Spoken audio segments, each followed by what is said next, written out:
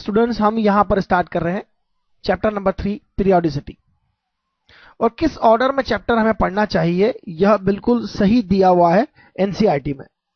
मैं हमेशा से रिकमेंड करता हूं कि जो ऑर्डर एनसीईआरटी का है वही फॉलो करना चाहिए, क्योंकि सबसे पहले आपको बेसिक केमिस्ट्री पढ़ना चाहिए जिससे आपको केमिकल इक्वेशन लिखना आ जाए, केमिस्ट्री के बारे में केमिकल इक्वेशंस और स्टोइचियोमेट्री के बारे में अच्छे से समझ में आ जाए। उसके बाद एटम्स के बारे में अच्छे से समझ में आए, एटॉमिक स्ट्रक्चर पढ़ते हैं हम सेकंड चैप्टर। लेकिन एटम के स्ट्रक्चर पढ़ लेने से हम केमिस्ट्री के अच्छे नॉलेज नहीं ले सकते, इसके लिए हमने पढ़ना चाहिए पीरियोडिसिटी। तो चैप्टर नंबर 3 जो है वह हमारा पीरियोडिसिटी है और ये काफी इंपॉर्टेंट चैप्टर है। और इसी चैप्टर से बेसिकली हम केमिस्ट्री के सारे एलिमेंट्स के बारे में अच्छे से समझ सकते हैं, क्योंकि जैसे जैसे केमिस्ट्री में नए नए एलिमेंट्स की, नए नए कंपाउंड्स की खोज होती गई, वैसे वैसे उन्हें क्लासिफाई करना भी जरूरी होता गया ताकि नए एलिमेंट्स को प्रिडिक्ट कर सके, नए एलॉयज को डिजाइन कर सके और इस तरह से जो भी नए मटेरियल डिजाइन करना हो उसके बारे में हम समझ सकें। तो केमिस्ट्री बड़ा इंटरेस्टिंग सब्जेक्ट है, बहुत ही इंटरेस्टिंग सब्जेक्ट है। और इस चैप्टर में हम बहुत सी बातें देखेंगे, सिर्फ पेज और कागज पे उसे नहीं समझा जा सकता, उसे हमें फील करना होगा। We have to feel the things, we have to feel a element, we have to learn about a element, we have to learn about a group of elements, we have to learn about a period of elements। तो सबसे पहली बात मैं आपको यही कहना चाहता हूं कि इस चैप्टर में जो हमारा सिलेबस में है, needs and genesis of classification of elements, जो है यह बात इनिशियल है और इसे आप आपकी बुक से भी समझ सकते हैं, एनसीईआरटी बुक में आप इसे देख सकते हैं। नॉर्मल बातें हैं। क्लासिफिकेशंस के लिए साइंटिस्टों ने अपने अपने लेवल पर बहुत सारे वर्कआउट किए हैं और साइंटिस्टों का नाम मैं लिखना जरूर चाहूंगा। डोबेरिनस ट्रायड्स करके क्लासिफिकेशन हुआ था, बहुत ही प्राइमरी ट्राय था। उसके बाद न्यूलैंड्स ऑक्टेट था, न्यूलैंड्स ऑक्टेव्स था। उसके बाद में मैंडलीव्स करके रशियन साइंटिस्ट थे, उन्होंने सबसे अच्छे तरीके से एलिमेंट्स को अरेंज किया था, जिसे मेंडलीव्स पीरियोडिक टेबल कहा जाता है। Mendeleev's periodic table, that is very good work of the Mendeleev's, काफी फेमस वर्क था और उन्होंने कई एलिमेंट्स को प्रिडिक्ट किया था। और उनका जो बेसिस था, पीरियोडिक टेबल बनाने का जो बेसिस था वो बहुत ही सिंपल था। जो बेसिक आइडिया था वो मैं जरूर लिखना चाहूंगा। बेसिक आइडिया ऑफ मेंडलीव जो था बड़ा इंटरेस्टिंग था। उन्होंने कहा था the properties of the elements, the properties of elements are a periodic function. Periodic function के बारे में आप क्या जानते हैं यह मैं नहीं जानता, लेकिन मैं आपको बताता हूं। Periodic function of their atomic weights. इसका मतलब बड़ा सिंपल था। अगर आप मेंडलीव्स टेबल देखें तो आपको समझ में आएगा कि किस तरह से उन्होंने अरेंज किया था इसे। और उन्होंने यह एज्यूम किया था, यह आइडिया फाइंड किया था अपनी तरीके से कि उनका जो एटॉमिक वेट है उसके अकॉर्डिंग एलिमेंट्स की प्रॉपर्टीज रिपीट होती है after some interval of atomic weight. हालांकि हम सिलेबस में उसे नहीं पढ़ते हैं, इतना डिटेल में स्टडी करने की जरूरत नहीं होती है। ज्यादातर सिलेबस में वो नहीं है, केवल उसका एक महत्व है, इंपॉर्टेंस है, इसी को हम रेस्पेक्ट है, उसी चीज को हम यहां पर फिर से बताते हैं। लेकिन उसे याद करने की, मेमोराइज करने की, ये सब करने की बिल्कुल भी जरूरत नहीं होती है, क्योंकि बाद में खुद मेंडलीव्स को यह बात क्लियर हो गई थी कि एटॉमिक वेट्स जो है वो सब कुछ नहीं है, उसमें कुछ न कुछ फ्लॉज अब मिल रहे हैं उन्हें। तो उनके कुछ प्रेडिक्शंस बिल्कुल सही हुए थे, लेकिन फिर भी वहां कुछ गड़बड़ हो रही थी। तो मैंडलीव्स टेबल आप देख सकते हैं, आपके बुक में होगा। उसे पूरा मेमोराइज करने की तो बिल्कुल भी जरूरत नहीं है। उसके बारे में जो इंफॉर्मेशन आपकी एनसीईआरटी बुक में गिवन है वही इनफ है। इनफैक्ट जेई वगैरह में उसकी जरूरत नहीं होती है, जेई एआर ट्रिपल में सिलेबस में नहीं है ये। तो मॉडर्न टेबल जो है उसे समझते हैं, लेकिन मॉडर्न टेबल का जो बेसिक है, किस बेसिस पर मॉडर्न पीरियोडिक लॉ जो है वह हमें समझना है। तो देखते हैं हम मॉडर्न पीरियोडिक लॉ। तो स्टूडेंट हम देखते हैं modern periodic law and present form of periodic table. Modern periodic law जो है वह कैसे फाइंड किया गया था? जब मैंडलीव ने उनका पीरियोडिक टेबल डेवलप किया था अर्ली 90s में, तो उस टाइम तक एटॉमिक स्ट्रक्चर के बारे में ज्यादा कुछ नहीं जानते थे हम लोग। 1s2, 2s2, 3s2 जो हमने पढ़ा है लास्ट चैप्टर में, वह सब नहीं जानते थे। लेकिन एक्सरेज की इन्वेंशन हो चुकी थी और मोस्टली एक साइंटिस्ट थे, उन्होंने बहुत ही अच्छा काम किया था। उन्होंने एक्सरे स्पेक्ट्रा का एनालिसिस किया था, कैरेक्टरिस्टिक एक्सरे स्पेक्ट्रा। एक्सरेज के बारे में हम क्लास 12 में पढ़ते हैं। तो मोस्लेस ने एक्चुअली क्या किया था, एक्सरेज जो प्रोड्यूस करी थी वो डिफरेंट डिफरेंट टारगेट एलिमेंट्स को लेकर करी थी। तो उन्होंने क्या देखा था, उन्होंने देखा था कि जो फ्रीक्वेंसी का स्क्वायर रूट है उसका रिलेशन जो है वह एटॉमिक नंबर z से है। z is atomic number, z is atomic number. तो उन्होंने यह रिलेशन देखा था। हालांकि वो एक्सरे स्पेक्ट्रा के स्टडी कर रहे थे और उनकी फाइंडिंग्स जो थी यह निकली कि जो फ्रीक्वेंसी है एक्सरेज की, कैरेक्टरिस्टिक एक्सरेज की फ्रीक्वेंसी है, उसका अंडर रूट z के प्रोपोर्शनल होता है। और यह उनकी फाइंडिंग्स एक्सरे में तो बहुत महत्वपूर्ण है ही, कैरेक्टरिस्टिक एक्सरे को स्पेक्ट्रा को एनालिसिस करने के लिए तो काफी इंपॉर्टेंस है ही उसका। लेकिन उन्होंने जो फाइंडिंग्स करी, उन्होंने यह फाइंड आउट कर लिया कि एटम्स की जो प्रॉपर्टीज है वह एटॉमिक नंबर्स पर डिपेंड करती है, एटॉमिक नंबर का एक फंक्शन होगी, न कि एटॉमिक मास का। तो मॉडर्न पीरियोडिक लॉ जो है, this is the modern periodic law जो मैंने आपके सामने लिखा है। The physical and chemical properties of the element are periodic functions of their atomic numbers. तो मॉडर्न पीरियोडिक टेबल जो है एटॉमिक नंबर पर बेस्ड है। और एटॉमिक नंबर क्या होता है यह मैं आपको बता चुका हूं पहले भी। एटॉमिक नंबर होता है number of protons in the nucleus. लेकिन एक बात बिल्कुल क्लियर है, जब यह सब पता लगाया जा रहा था तब तक एटॉमिक न्यूक्लियस के बारे में ज्यादा कुछ इंफॉर्मेशन नहीं थी। तो आप ऐसा कह सकते हैं एटॉमिक नंबर जो है न्यूक्लियर चार्ज पर डिपेंड करता है। जितना न्यूक्लियर चार्ज है उतना एटॉमिक नंबर है। न्यूक्लियर पर कितने प्रोटॉन्स का चार्ज है, that is the atomic number. तो बहुत आसान हो गया क्योंकि नंबर ऑफ प्रोटॉन्स आप बड़ी आसानी से जान सकते थे किसी न्यूक्लियस में, और उनके बेसिस पर आप अगर एटम्स को क्लासिफाई करें तो मॉडर्न पीरियोडिक टेबल बड़ी आसानी से समझ में आ जाएगी। तो यहां पर इसमें क्या क्या खासियत है, इसे हम किस तरह से रीड आउट करते हैं, इसे देखिए आप। This is a group, vertical columns are group, इस बात को ध्यान रखिए। वर्टिकल कॉलम्स आर ग्रुप और देर आर 18 ग्रुप्स। आप देख सकते हैं 1 2 3 4 5 6 7 8 9 10 11 12 13 14 15 16 17 18। These are 1 2 3 4 5 6 7, there are 18 groups. This is very important. Group number 1, group number 2, group number 3, group number 4, group number 5, group number 6 and so on. और यहां पर horizontal rows are period. आप इसे भी रो की तरह ले सकते हैं, इसे भी रो की तरह ले सकते हैं। these are rows, these are rows, these are rows.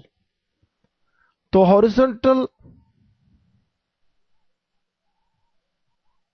rows are periods. तो आप देख सकते हैं फर्स्ट पीरियड में केवल 2 एलिमेंट है, हाइड्रोजन और हीलियम। सेकेंड पीरियड में 1 2 3 4 5 6 7 8 8 एलिमेंट्स है सेकेंड पीरियड में। तो 2 एलिमेंट्स हो जाएंगे आपके फर्स्ट पीरियड में, सेकंड और थर्ड में 8 एलिमेंट हो जाएंगे ईच। फोर्थ पीरियड में आप देख सकते हैं यहां से यहां तक पूरे 18 एलिमेंट्स हैं। फिफ्थ पीरियड को देखिए आप, फिफ्थ पीरियड में भी 18 एलिमेंट है। लेकिन सिक्स्थ पीरियड की जहां तक बात है, सिक्स्थ पीरियड जो है उसमें 32 एलिमेंट है। लेकिन आप कहेंगे यहां पर बाकी के 14 एलिमेंट कहां गए? तो आप नंबर ध्यान से देखिए, यहां तक 51, 52, 53, 54, 55, 56 और 57 से लेके 71 तक यहां देखिए आप। This is called lanthanide series because lanthanum is the first element of this series. इन सबको लेंथेनाइड्स कहा जाता है। इनके बारे में हम ट्रांजिशन और लेंथेनाइड एलिमेंट्स के बारे में अच्छे से पढ़ेंगे। तो ये हम बाद के चैप्टर्स में पढ़ते हैं, ट्रांजिशन एलिमेंट्स और लेंथेनाइड्स और एक्टिनाइड्स के बारे में। तो काफी इंटरेस्टिंग है। आप यहां तक देख सकते हैं 57 टू 71 तक के जो एलिमेंट्स हैं, 14 एलिमेंट्स हैं। आप देखिए एक बार ध्यान से, दिस इज 5 प्लस 5 प्लस, तो लेंथेनाइड यहां पर आता है इनफैक्ट। और उसके बाद आप लेंथेनाइड सीरीज को अगर पूरा लें तो 14 लेंथेनाइड प्लस 14 टोटल 15 एलिमेंट हो जाएंगे यहां पर। तो यह 15 एलिमेंट की दो सीरीज होगी, एक सीरीज यहां से 85 टू 103 तक है। लेकिन कुछ बातें जो आपको यहां पर बता दूं मैं, कि नेचुरली ऑकरिंग एलिमेंट्स जो होते हैं वो 94 तक होते हैं, जिसमें यूरेनियम तक तो बहुत अच्छी अमाउंट में आपको नेचर में मिलते हैं। नेचुरियम प्लूटोनियम बहुत ही कम अमाउंट में मिलते हैं नेचुरली। और यूरेनियम के बाद सभी जो है वह ट्रांस यूरेनिक एलिमेंट्स कहा जाते हैं, और यह सब आर्टिफिशियली भी बनाए जाते हैं। इनफैक्ट यहां से आगे सब आर्टिफिशियली लेबोरेटरी में बनाए गए हैं, लेकिन उनका स्टेबिलिटी नहीं है, उनकी स्टेबिलिटी बहुत कम है, वो कुछ ही सेकंड्स के अंदर डिस्ट्रॉय हो जाते हैं। तो स्टेबिलिटी बिल्कुल नहीं है यहां पर। ये सब रेडियो एक्टिव है, और रेडियो एक्टिविटी के बारे में हम न्यूक्लियर केमिस्ट्री में पढ़ेंगे। तो फिलहाल हमें जितने लोगों से जान पहचान करनी है वह इसी एरिया में है, जिन लोगों को हमें अच्छे से समझना है। These are elements just like peoples. तो इन्हें अच्छे से समझने की कोशिश करते हैं हम। तो there are seventh group, this is seventh group, और सेवंथ ग्रुप अभी इनकम्प्लीट है। और इनके नॉमेनक्लेचर जो है वो आप एनसीईआरटी में देख सकते हैं। Nomenclature of elements with atomic number greater than 100 जो है वह हमारे सिलेबस में नहीं है, एआईपीएमटी के सिलेबस में है, लेकिन एआईईई आईआईटी जेई के सिलेबस में नहीं है। तो जिन्हें पढ़ना है, स्कूल के लिए भी पढ़ना है, वो एनसीईआरटी बुक में देख सकते हैं। It's not difficult. और जहां तक मैं समझता हूं, इनके नए जो साइंटिस्ट के जो नाम है, साइंटिस्टों के नाम पर इनके नाम आईयूपीए ने डिसाइड कर दिए है, तो उन्हें आपको मेमोराइज करना चाहिए। वैसे तो कोई जरूरत नहीं लगती मुझे, आप इन्हें अच्छे से पहचान लीजिए, उनका रिलेशन देखिए। एक बार फिर देखते हैं इन्हें हम एक एक करके। तो इस टेबल में अगर आपको सबको समझना है तो उनके इलेक्ट्रॉनिक कॉन्फ़िगरेशन को आपको अच्छे से समझना होगा, और इलेक्ट्रॉनिक कॉन्फ़िगरेशन के अलावा जो डायग्राम मैंने बोहर ऑर्बिट के लिए ड्रॉ किया था उसे समझना होगा। तो उससे हम हर एक बात अच्छे से समझ सकते हैं।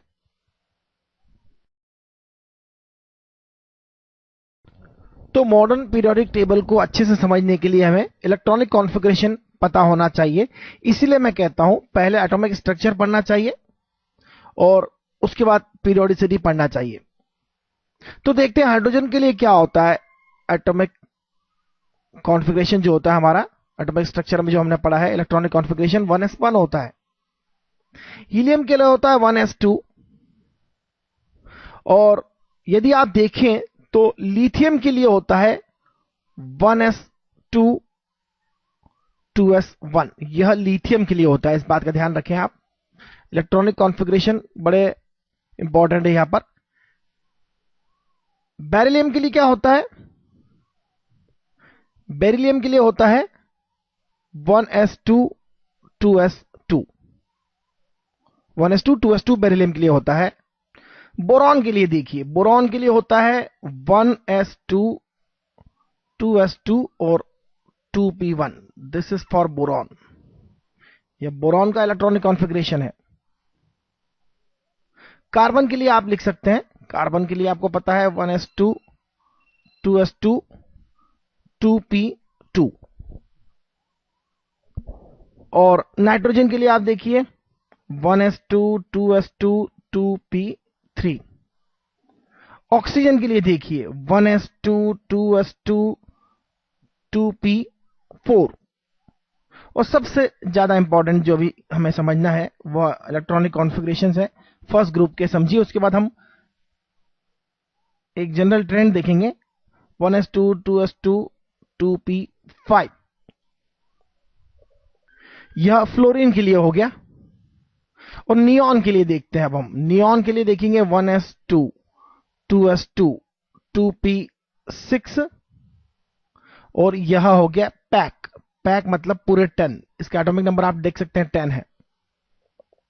सबसे पहले हाइड्रोजन को देखिए। हाइड्रोजन में एक इलेक्ट्रॉन कम है।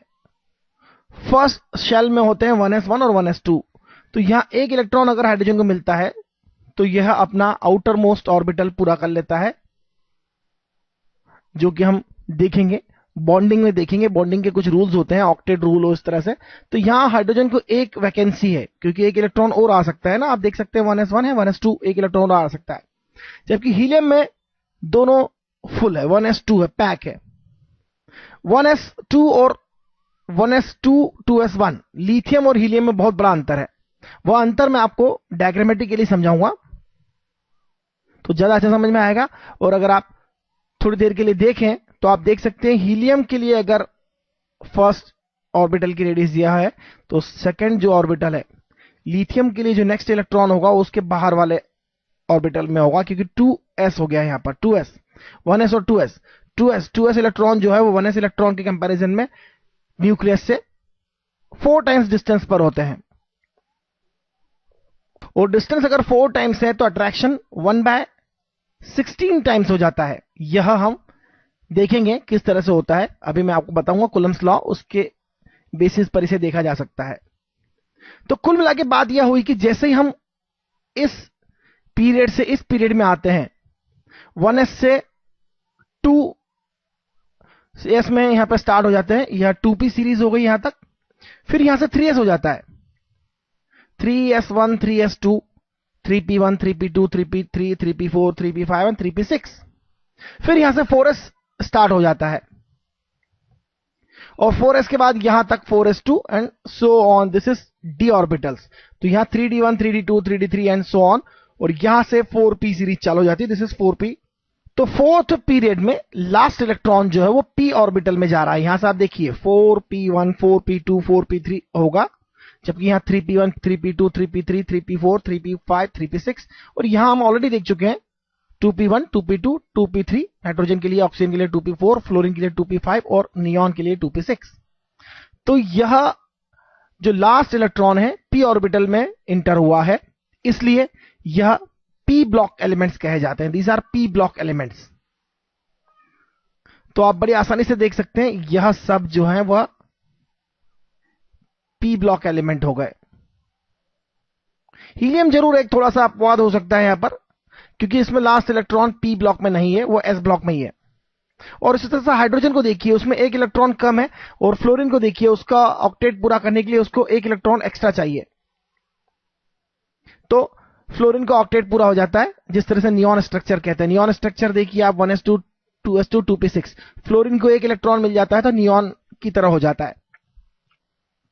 तो p ब्लॉक एलिमेंट्स हो गई यह। और यह देखिए s ब्लॉक एलिमेंट है, क्योंकि यहां हमने देखा था 1s1, this is 2s1 2s2 3s1 3s2 4s1 4s2 5s1 5s2 मिलेगा आपको स्ट्रक्चर इलेक्ट्रॉनिक कॉन्फ़िगरेशन। तो इसका मतलब यह s ब्लॉक एलिमेंट होगा। These are s block. इस बात का ध्यान रखें कि p ब्लॉक केवल यहां तक है, सब कुछ p ब्लॉक में नहीं आता। These are p block. और यह जो है d ब्लॉक एलिमेंट है। These are d block elements.